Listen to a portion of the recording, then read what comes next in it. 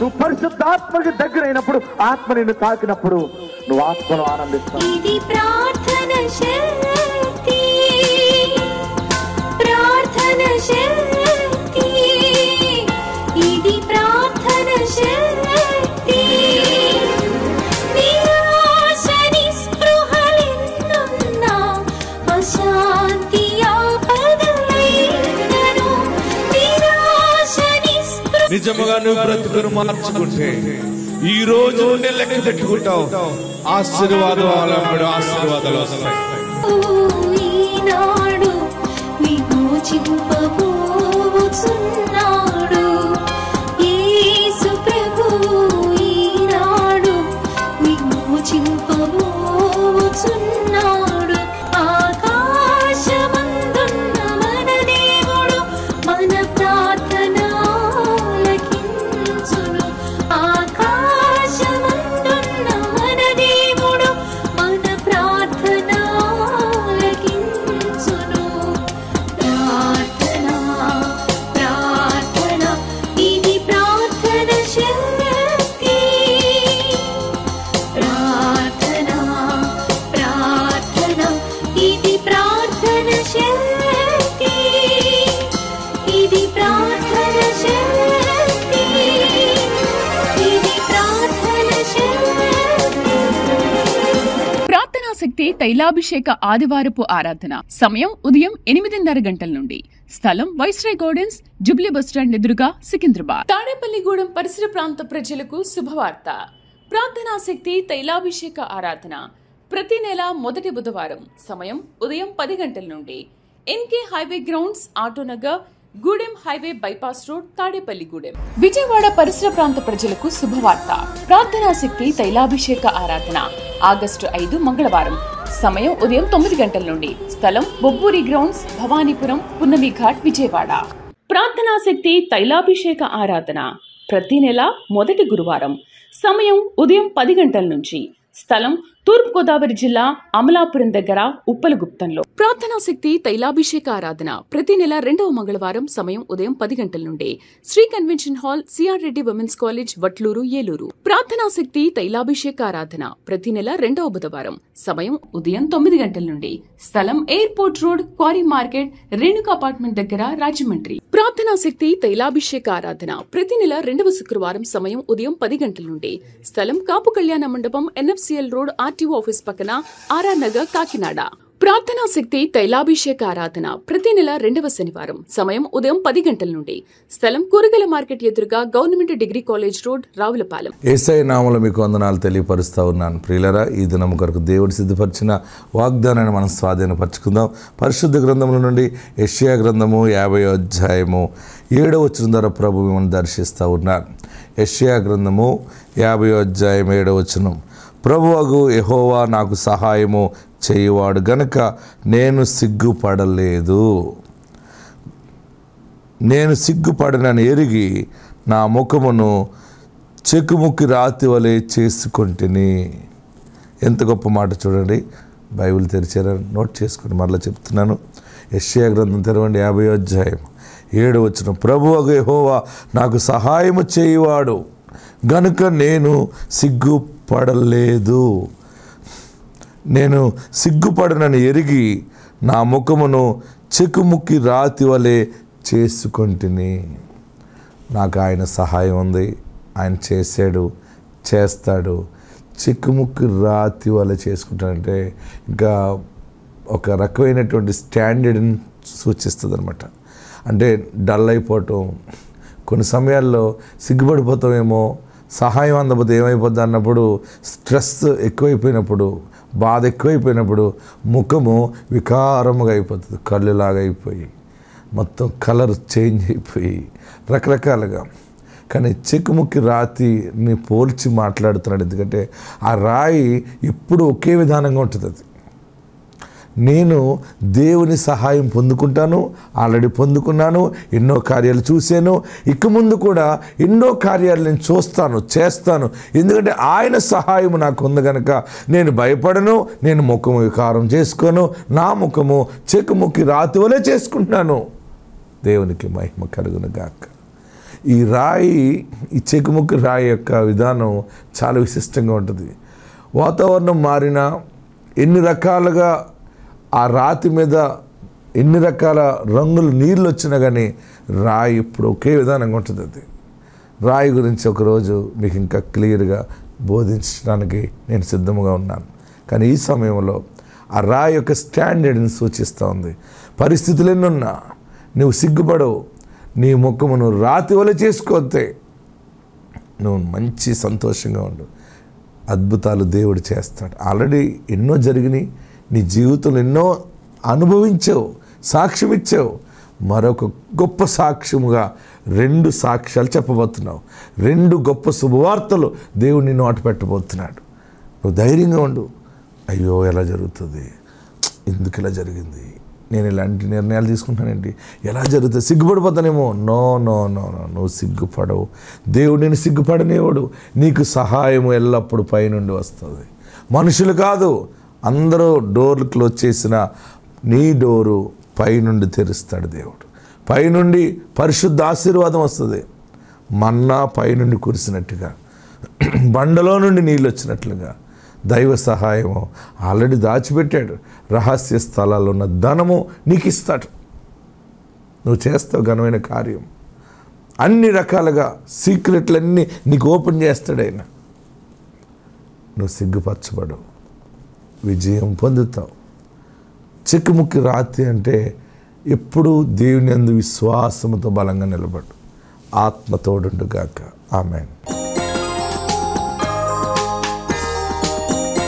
కీర్తన గ్రంథాన్ని ధ్యానం చేసుకుంటూ వస్తూ ఉన్నాం. వరుస క్రమంలో వస్తూ ఉన్నాం.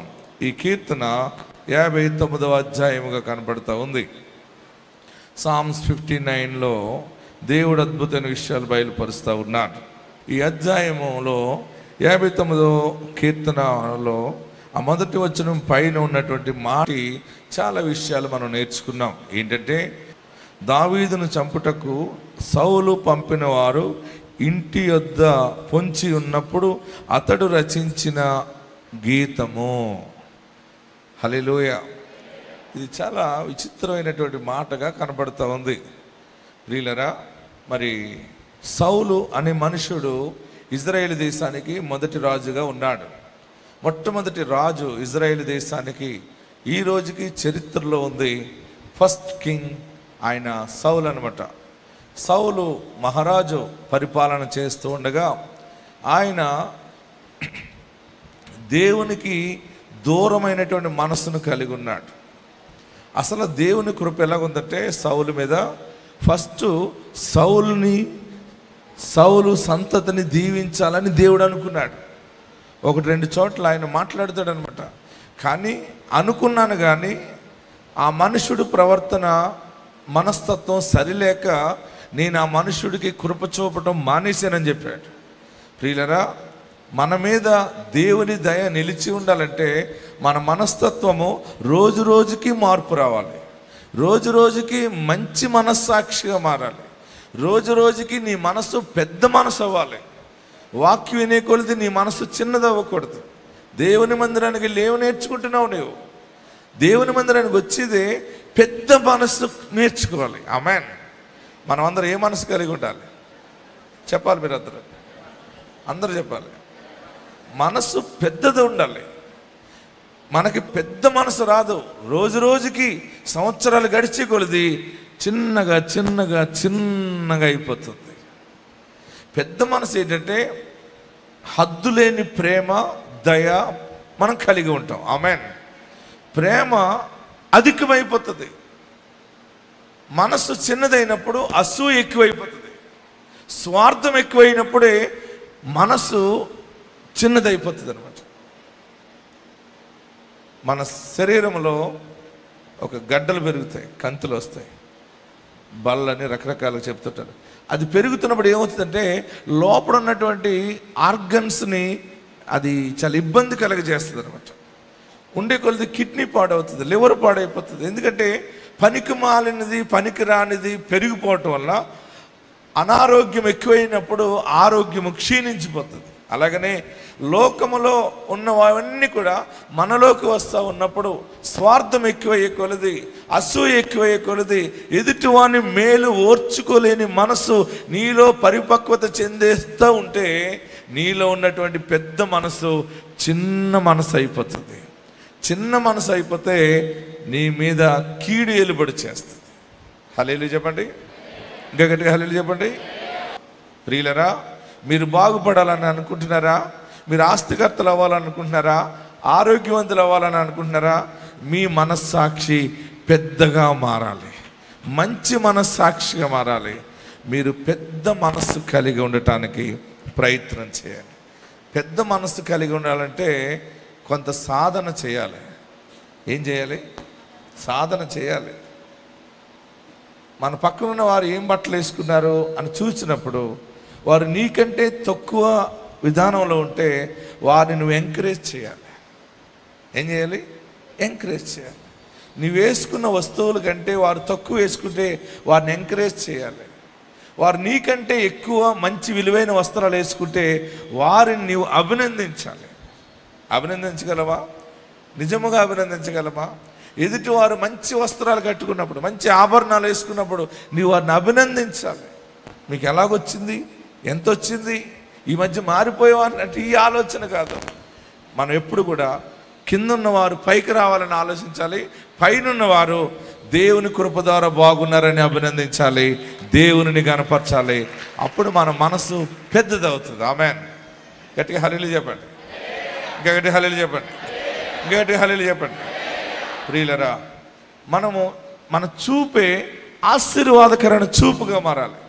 మన చూపులోనే విషము దాగి ఉంటుంది. బాగా గమనించండి. ఎవరు దాంట్లో? పాముకి పంటి అందును,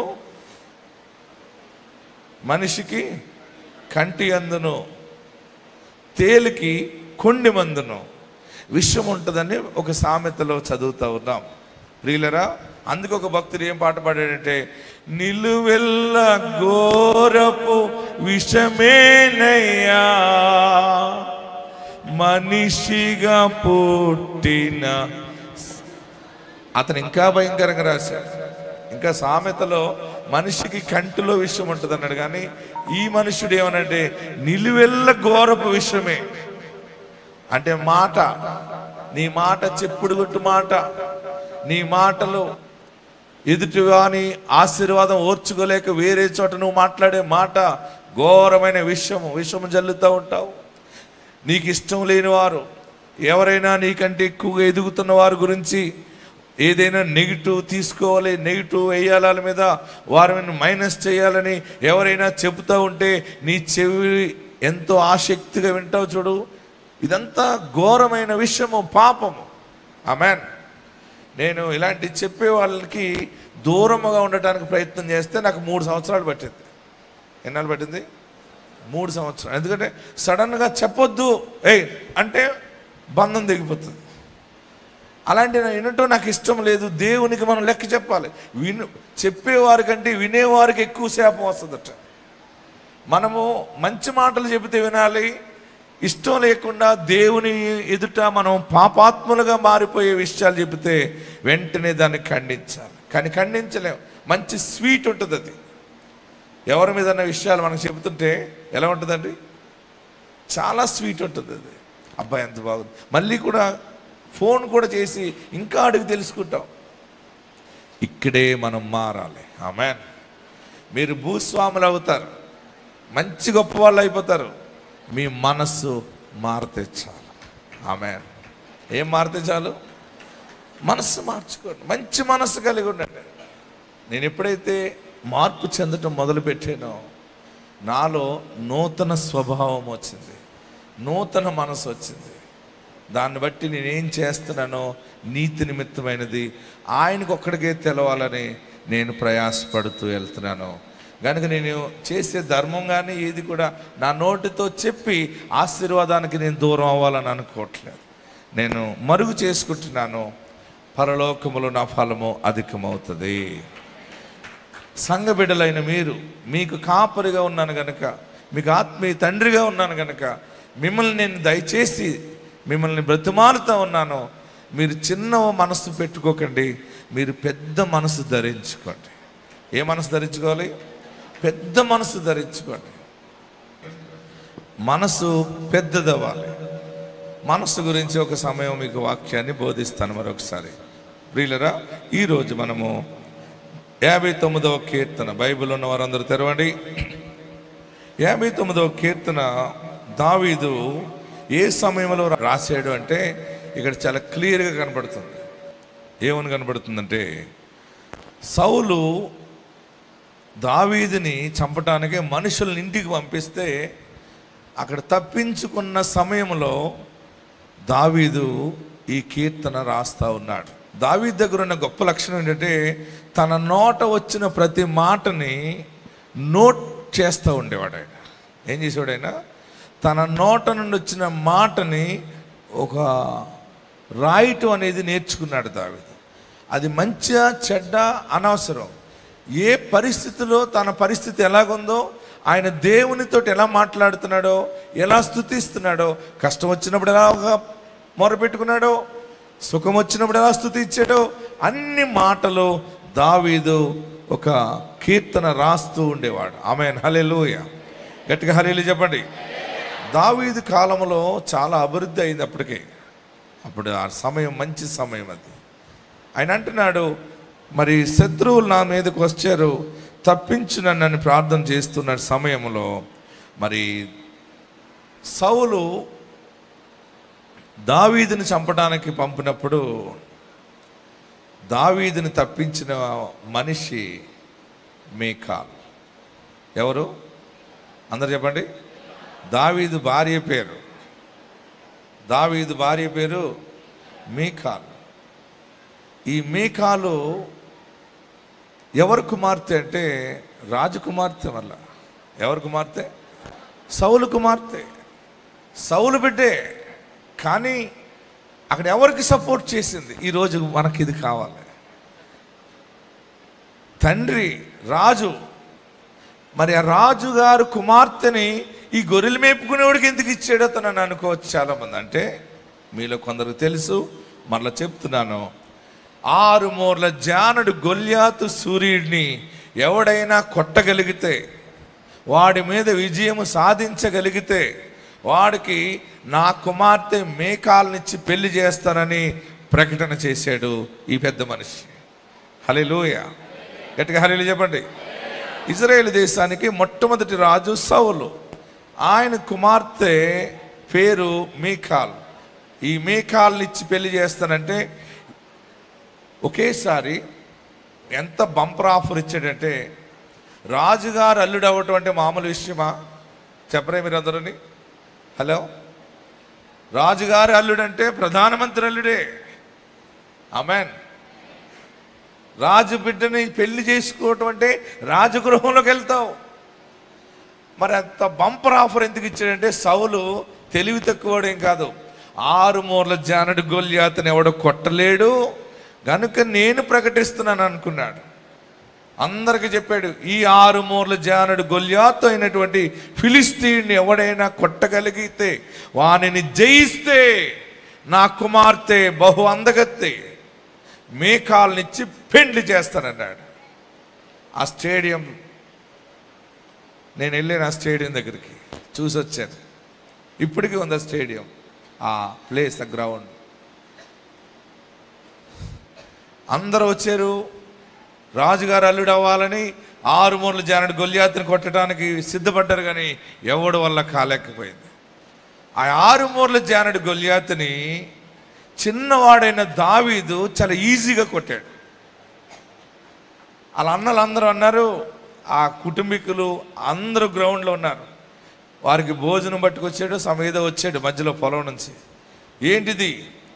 ఇదిగో రాజుగారు కూతురునిచ్చి పెళ్లి చేస్తాడంటే, నాకు పెళ్లి చేయటం కాదు కానీ నా యెహోవా దేవుని శక్తి ఏంటో చూపిస్తా అని చెప్పి దావీదు అన్నాడు, నన్ను యుద్ధంలోనికి పంపించండి, నేను ఈ మనుషుణ్ణి పడగొడతా అన్నాడు. అప్పుడు అందరూ కూడా ఆశ్చర్యపడ్డారు. చివరికి సౌలుకు తెలియపరిచారు, ఈ మనుషుడు ఏం చేస్తాడంట, కొడతాడంట, విజయం వస్తుందట. సరే అని చెప్పి ఐరన్ షూట్ అది వేసారు, కత్తులు, కటార్లు, బాణాలన్నీ ఇచ్చారు. అది అన్నీ వేసుకున్నాక 2 అడుగులు కూడా వెళ్ళిపోయాడు. ఎవరు? ఆయుధాలే మొయ్యలేని వాడు యుద్ధానికి వెళ్తానంటున్నాడు. దేనిని బట్టి అంటున్నాడంటే ఆయనలో ఉన్నటువంటి ఆత్మవిశ్వాసం అలాంటిది, ఆయన మనసు అలాంటిది. ఆమేన్, హల్లెలూయా. యుద్ధానికి కత్తులు అవసరం లేదు, యుద్ధానికి బాంబులు అవసరం లేదు. యుద్ధానికి పెద్ద మనసు, క్రీస్తు మనసు ఉంటే విజయము దేవుడు మనకి ఇస్తాడు. ఈ కత్తులు పెట్టుకున్నాడు, ఆయన్ని పెట్టాడు, ఇలా నడిచి తూలిపోతున్నాడు, మొయ్యలేకపోతున్నాడు. ఏరా ఇవే మొయ్యలేకపోతున్నావు, ఆడిని కొడతావురంటే ఇవన్నీ తీసిపడండి అన్నాడు. అవన్నీ తీసేస్తే ఎలా కొడతావు? నీకేమైనా మెంటల్ కాదు. ఈ కత్తులు కటార్లు అవసరం లేదు. కత్తుల కంటే శక్తివంతమైన ప్రార్థన నాకున్నది, ప్రార్థన శక్తి ఉన్నది అన్నాడు దావీదు. ఆమేన్, హల్లెలూయా. గట్టిగా హల్లెలూయా చెప్పండి, ఇంకా గట్టిగా హల్లెలూయా చెప్పండి. నేను మీకు డైరెక్ట్గా అన్ని విషయాలు చెప్తున్నాను, తర్వాత మీరు ఇంటికి వెళ్ళక చదువుకుందరు కానీ. అప్పుడు కత్తులు తీసేసారు, ఆ షూట్ తీసేసారు, అన్ని తీసేసారు. మామూలుగా ఉన్నాడు, తాడు ఉన్నాడు, ఆ ఉరిసేలు పట్టుకున్నాడు. తాడెట్టుకుని వెళ్తుంటే కొన్ని గులక రాళ్ళు తీసుకున్నాడు. తీసుకుని దగ్గర పెట్టుకుని ఆ గొలియాతు సూర్యుడు కత్తులు కటార్లు పెట్టుకుని ఆడు పెద్ద సింహం ఇలాగ నడుస్తున్నాడు. ఓకే, ఎవరిది ఫస్ట్ అంటున్నాడు ఇతను. ఎవరు అంటున్నారు? ఫస్ట్ దెబ్బ ఎవరిది? ఫస్ట్ దెబ్బ గొలియాతుది అయితే ఈడు ఉంటాడా? చెప్పారే. కానీ అంటున్నాడు ఎవరిది? అప్పుడు ఆయన అన్నాడు, గొలియాతు అంటాడు, ఎరా నీకు నేను కుక్కలా కనబడుతున్నానా? ఉరిసేలు ఎట్టుకుని రాయెట్టుకుని వస్తున్నావు అన్నాడు. హే, నా దేవుని దృష్టికి నీవు కుక్కవే. నువ్వెవరు? అసలు నువ్వేంటి? ఇశ్రాయేలీలు అంటే ఏమనుకుంటున్నావు? దేవుని బిడ్డలంటే ఏమనుకుంటున్నావు? సరే అయితే చిన్నవాడు కదా నీకే అన్నాడు. అక్కడున్న పెద్దలు కూడా ఆ స్టేడియంలో అనౌన్స్ చేశారు. మహారాజు సౌలు చూస్తున్నాడు, క్యాబినెట్ మినిస్టర్స్ అందరూ ఉన్నారు, అంతా ఆ గ్రౌండ్ చుట్టూ ఉన్నారు. 6 మూరల జానడు గొలియాతుని కొట్టడానికి రాయి తీసుకున్నాడు, ఇలా తిప్పి కొట్టేటువంటి ఆ ఉరిసెల్లో పెట్టాడు, ప్రార్థన చేశాడు. అందరూ చూస్తున్నారు. అందరూ చూస్తుండగానే దేవుని నామంలో ప్రార్థన చేశాడు. ప్రార్థన చేసి ప్రభువా విజయము నీవు ఇస్తావని చెప్పి తిప్పి కొడితే ఆ మనుష్యుడికి మొత్తం అంతా ఐరన్ సూట్ ఉంది. ఓకే, ఎక్కడ కత్తిచ్చుకుని కొట్టినా కూడా తగలదడికి. అలాంటిది నొసట ఇక్కడ ఖాళీ ఉంది. ఈ రాయి వెళ్ళి నొసటను తగిలింది కరెక్ట్. తప్పని పడిపోయాడు. 6 మూరల జానడు గొలియాతు. అంత పెద్ద మనిషి చిన్న రాయితో పడిపోయాడు అంతే. విజయం వచ్చింది. ఆమేన్, హల్లెలూయా చెప్పరే. అసలు ఈ ఫిలిస్తీయుని ఎవడైనా చంపగలడా? వెంటనే ఆడు పడిపోతే ఆడు కత్తి తీసుకుని ఆడు పీక తగేసి ఆ తలకాయ తీసి పైకి చూపించాడు. ఈ బుడంకాయ దావీదు. యెహోవా దేవుడు దావీదుకి తోడుగా ఉన్నాడు. అందరూ ఆశ్చర్యపోయారు. రాజు ఏమో మాట ఇచ్చాడు, ఏమని? ఎవరైనా చెప్పాలి, ఈ ఫిలిస్తీన్ని కొట్టగలిగితే, చంపగలిగితే, విజయం సాధిస్తే కుమార్తె మేకాలిచ్చి పెళ్లి చేస్తారన్న. మేకాలు కూడా అక్కడే ఉండవచ్చు. వెంటనే ఏం చేయాలి? ప్రజలందరూ ఏమన్నారు తెలిసినప్పుడు, దావీదుకి వేలాది, సౌలుకు వందలాది అన్నారు. ఇంకా పిచ్చి ఎక్కువైపోయింది. రాజు ఇంకా ఉడికిపోయాడు. కానీ పెళ్లి చేయాలి. తప్పని పరిస్థితుల్లో మాట ఇచ్చాడు గనక, రాజాజ్ఞ గనక, కమిట్మెంట్ గనక, మాట ప్రామిస్ చేసాడు గనక ఆ రాజుగారు కుమార్తె మేకాల్ని ఈ గొర్రెలు మేపే దావీదుకి ఇచ్చి పెండ్లి చేశారు. హల్లెలూయా. బహుశా మేకాలు ఎన్నో ఆలోచించుకుని ఉంటుంది. అలాంటి వాడిని చేసుకుంటాను, ఇంకో రాజు కొడుకుని చేసుకుంటాను, ఆడిని చేసుకుంటాను, ఈయన చేసుకుంటానని ఆశలు ఉండవచ్చు. ఎన్ని తలచినా, ఏది అడిగినా గొర్రెలు మేపేవాడికి చేయవలసి వచ్చింది అక్కడ. హల్లెలూయా. గట్టిగా హల్లెలూయా చెప్పరే. అలాగా దావీదు రాజుగారికి అల్లుడైపోయాడు. ప్రియులరా, భర్తల్ని గౌరవించాలి. మీకాలు చేసిన పని ఏంటంటే అక్కడ భర్తని ఇంటిలో నుండి వేరే కిటికీ ద్వారా తప్పించేసింది. అంటే భర్తని కాపాడుకుంది. బైబిల్ నుండి మనం నేర్చుకునేది ఈరోజు మంచి మీకాలుగా ఉండాలని దేవుడు నీతో మాట్లాడుతూ ఉన్నాడు. జీవం గల దేవుని సన్నిధానంలో పరిశుద్ధాత్ముడు మనకు ఎన్నో విషయాలు ఇంటి నుండి నేర్చుకోవాలి. అందరూ కూడా తలలు వంచండి, కండ్లు మూసుకునండి. మనం దన్నాలు పెట్టడం, ఉపవాసాలు ఉండటం, ప్రసంగాలు చేయటం, కబుర్లు చెప్పటం కాదు, కుటుంబాల్ని కట్టుకోవటమే ఈ లోకంలో గొప్ప భాగ్యం. ఎక్కడున్నవారు అక్కడ లేచి నిలబడి, ఒకవేళ నీకులో ఈ లక్షణాలు లేవేమో క్షమించి ప్రభువా, ఈ లక్షణాలు కలిగి ఉంటాను, ఎవరి దగ్గర ఇగో ఉండాలో ఎక్కడ ఉండకూడదో నాకు తెలియక నేను భర్త ఎదుట ఇగో చూపించేనేమో. ఈరోజు పరిశుద్ధాత్ముడు భార్య బాధ్యతల గురించి మాట్లాడారు. భర్త కూడా భార్యను ఎలా చూడాలో కొన్ని విషయాలు చెప్పారు. అందరూ నమస్కరించి, ప్రభువా వేషధారిగా కాక క్రియారూపముగా జీవిస్తాను, నీ వాక్యమును నా హృదయంలో పెట్టుకునే బ్రతుకుతా, 2 మాటలు కాక ఒక్క మాటగానే జీవిస్తాను, అవునంటే అవునన్నట్టుగానే బ్రతకాలని ఉందయ్యా. కొన్ని పరిస్థితులను బట్టి నేను ఇంటి నుండి నేర్చుకోలేకపోయేదేమో, ప్రార్థన చేయి. కొన్ని సమయాలు నీ భర్తని తక్కువ చేసి మాట్లాడేవేమో, క్షమించమని అడుగు. ప్రభువా నువ్వు నాకు ఇచ్చిన శిరస్సు అయినా నేను లోబడతాను, నేను లోబడి జీవిస్తాను, చీకటికి సాతానికి చోటు ఇవ్వను బాబు. అందరూ కూడా ప్రార్థనలు చేయండి.